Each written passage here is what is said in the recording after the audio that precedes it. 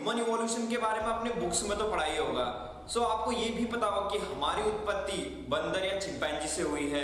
पर सोचने वाली बात ये है कि अभी जो बंदर हैं वो बंदर के बंदर ही हैं, वो इवॉल्व क्यों नहीं हो रहे हैं, वो बस पैदा होते हैं और मर जाते हैं। अब आप में से कुछ लोग कहेंगे कि इवोल्यूशन शायद स्टॉप हो गया हो, पर मैं आपको बता दूं इवोल्यूशन इज अ प्रोसेस, ये कभी भी स्टॉप नहीं होता है। और ह्यूमन इवोल्यूशन के बारे में एक पॉपुलर थ्योरी ये भी है कि हमारी उत्पत्ति माइक्रो ऑर्गेनिज्म से हुई है। पर अब आप ही सोचिए, माइक्रो ऑर्गेनिज्म जिनको हम अपने आंखों से भी नहीं देख सकते हैं, आखिर उनमें से कैसे एक ह्यूमन इवॉल्व हो सकता है? और अगर ऐसा सच होता है कि हमारी उत्पत्ति माइक्रो ऑर्गेनिज्म से हुई है, तो अभी भी हमारे इन्वायरमेंट में काफी माइक्रो ऑर्गेनिज्म हैं, तो उनमें से ह्यूमन की उत्पत्ति क्यों नहीं हो रही है? तो हम कैसे मान लें कि ह्यूमन इवोल्यूशन माइक्रो ऑर्गेनिज्म में हुआ है या एक बंदर से हमारी उत्पत्ति हुई है? आई नो आपके माइंड में काफी क्वेश्चंस आ रहे होंगे। सो हमेशा की तरह आपको इस वीडियो को समझने के लिए मुझे आपके इंटेलिजेंस की जरूरत पड़ेगी। सो मेरे साथ इस वीडियो में आखिर तक बने रहिएगा। ये फोटो हमें हर जगह दिखाई जाती है, हमारे बुक्स में, और हर जगह हमें यही फोटो देखने को मिलती है। पर मैं आपको बता दूं, यह इमेज फर्स्ट टाइम 1965 में एक बुक में पब्लिश हुई थी, और वो बुक का नाम है अर्ली मैन। अब आप जरा इस बारे में सोचिए, इस अर्थ में तो ह्यूमन इवॉल्व करोड़ों साल पहले हो गया था, पर ये इमेज फर्स्ट टाइम 1965 में ली गई। अब आप ही सोचिए, जिसने भी इमेज को क्लिक किया होगा या बनाया होगा, तो जाहिर सी बात है कि उसने अपनी इमेजिनेशन से ही बनाया होगा, ना ही वो रियल फोटो होगी।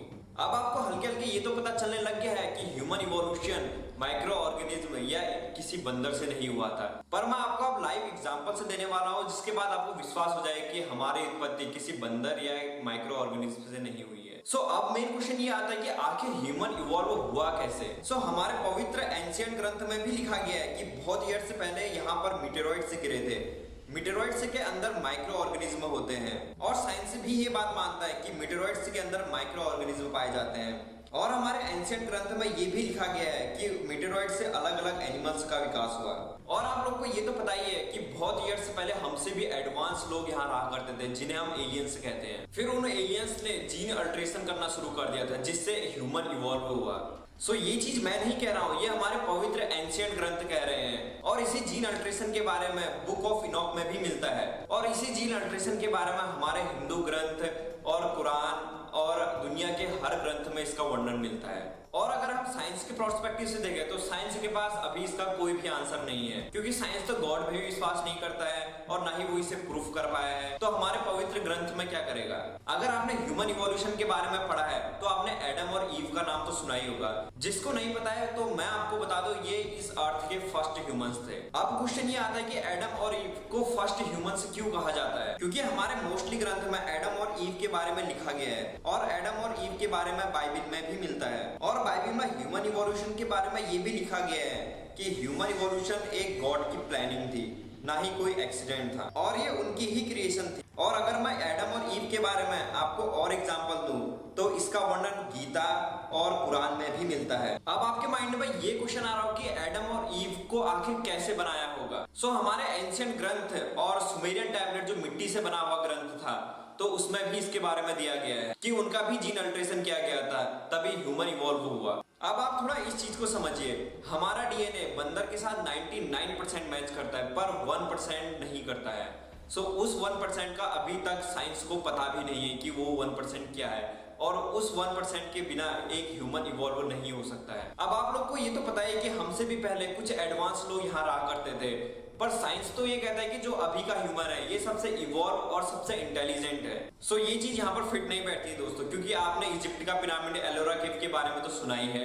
इजिप्ट के पिरामिड के बारे में मैंने एक वीडियो बनाई हुई है, जिसका लिंक आपको डिस्क्रिप्शन में मिलेगा। अब हमारे पवित्र ग्रंथ में एक चीज बार बार क्यों बताई जा रही है कि गॉड ने ही ह्यूमन को क्रिएट किया है, और आपको ये तो पता है कि हमारे पवित्र ग्रंथ 100% सही है। और अभी भी आपको अगर ऐसा लगता है कि हमारी उत्पत्ति किसी बंदर या माइक्रो ऑर्गेनिज्म से हुई है, तो आई थिंक आप लोग गॉड और हमारे पवित्र ग्रंथ में विश्वास नहीं करते होंगे। तो ये बात बिल्कुल भी गलत है कि हमारी उत्पत्ति किसी बंदर या माइक्रो ऑर्गेनिज्म से हुई है। अब लास्ट क्वेश्चन आपके दिमाग में ये आ रहा होगा, अभी जो ह्यूमन है क्या इसके बाद भी हमारा इवोल्यूशन होगा?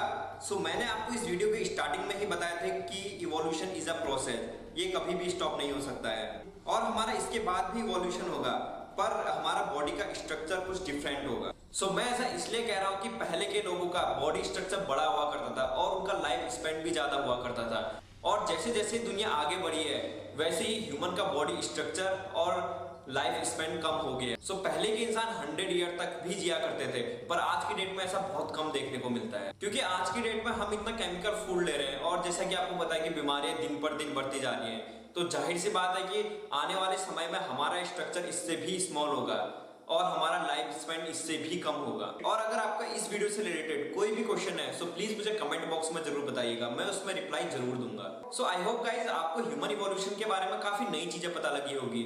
सो ऐसे ही अपने नॉलेज को बढ़ाते रहिए मेरे साथ, और अगर आपको ये वीडियो पसंद आई है so please like and share जरूर करिएगा। Thank you so much.